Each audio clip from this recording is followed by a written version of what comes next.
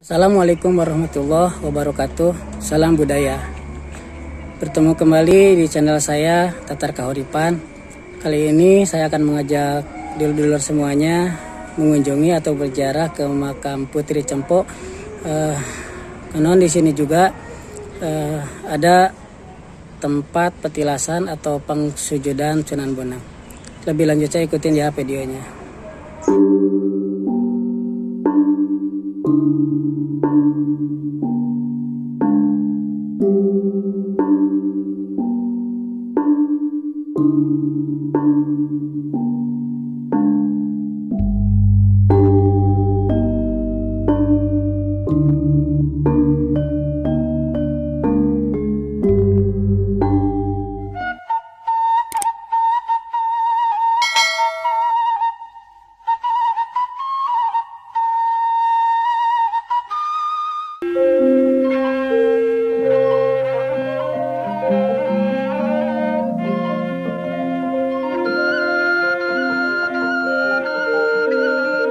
Salam, selamat berjumpa sedulur semuanya. Kali ini saya akan mengajak sedulur semuanya mengunjungi tempat yang sangat bersejarah yang ada di Jawa Tengah.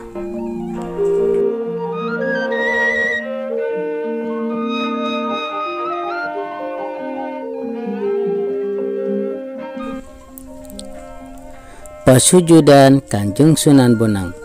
Ya, Pasujudan Kanjeng Sunan Bonang dipercaya berada di Desa Bonang, Kecamatan Lasem, Kabupaten Rembang, Provinsi Jawa Tengah. Letak Pasujudan Kanjeng Sunan Bonang berada di dataran tinggi. Untuk ke sana kita harus menaiki anak tangga yang begitu panjang.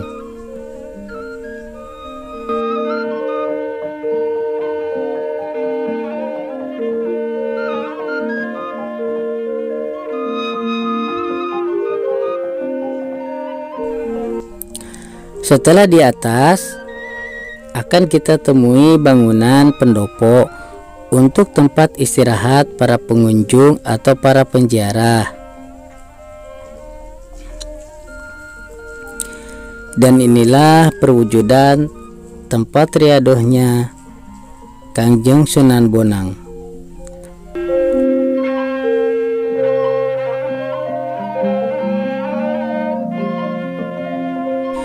Kanjeng Sunan Bonang bernama Raden Maulana Mahdum Ibrahim.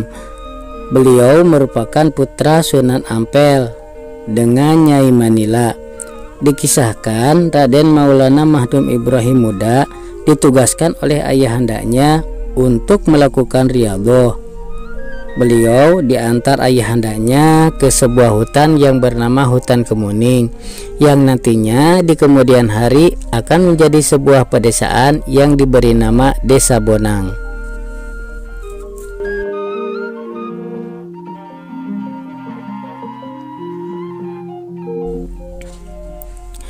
Di puncak Hutan Kemuning, beliau ditinggalkan ayahandanya dan menjalankan riyadhahnya sementara ayahnya pulang kembali ke Ampel.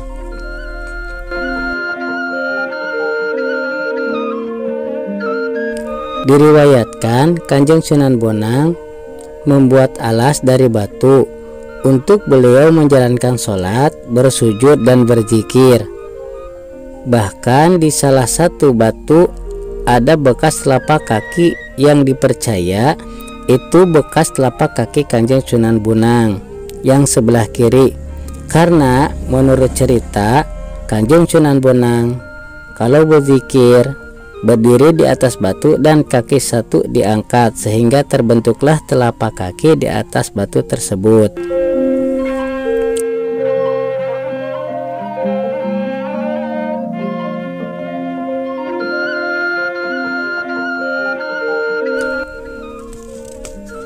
Singkat cerita, setelah beberapa tahun berlalu, Kanjeng Sunan Bonang melakukan riyadhah di puncak Hutan Kemuning.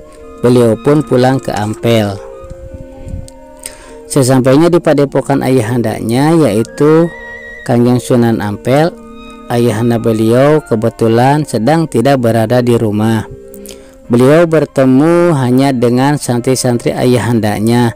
Dari sifat kearifan dan rendah hati beliau, Kanjeng Sunan Bonang tidak menceritakan bahwa beliau adalah putra dari Kanjeng Sunan Ampel. Maka dari itu para santri mengira beliau adalah santri yang baru mau belajar atau baru mau mondok. Selang beberapa waktu Kanjeng Sunan Ampel pulang dan bertemulah Kanjeng Sunan Bonang dengan ayahandanya. Di situ ayahandanya memerintahkan beliau untuk kembali ke hutan Kemuning dan ditugaskan mensyiarkan agama di wilayah tersebut. Lalu kembalilah Kanjeng Sunan Bonang ke hutan Kemuning dan mendirikan padepokan untuk mengajar para santri-santrinya. Dari kesabaran dan kearifan beliau, banyak yang jadi muridnya dan jadi pengikut beliau. Semakin hari semakin banyak masyarakat yang berdatangan untuk belajar agama kepada beliau, dan akhirnya wilayah tersebut menjadi pedesaan yang diberi nama Desa Bonang.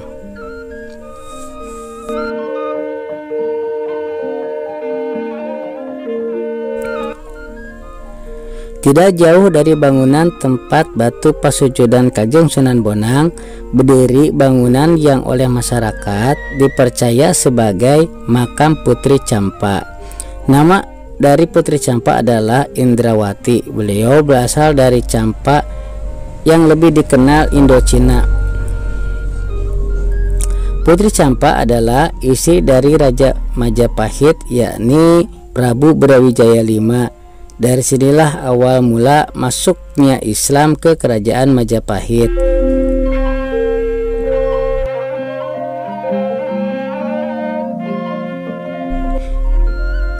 Dari menikah dengan Prabu Brawijaya V, Putri Campa mempunyai anak dan diberi nama Raden Patah dan menjadi raja pertama di kerajaan Demak Bintoro.